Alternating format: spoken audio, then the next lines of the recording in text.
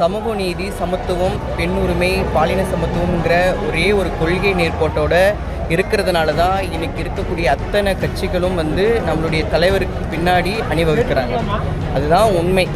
ஏன்னா இன்றைக்கி ஒன்றிய பாஜகவுடைய எல்லா தாக்கங்களையும் தமிழ்நாட்டிலிருந்து மாநில சுயாட்சியை மீட்டெடுத்து இன்றைக்கி தமிழ்நாட்டு சிறப்பான ஒரு ஆட்சியை, பெண்களுக்கான ஆட்சியை, திராவிட மாடல் ஆட்சி முத்துவேல் கருணாநிதி ஸ்டாலின் சிறப்பாக செயல்படுத்தி கொண்டிருக்கிறார். அதன் வெளிப்பாடு தான் இன்றைக்கி இருக்கக்கூடிய அத்தனை கூட்டணி கட்சியுடைய தலைவர்கள்.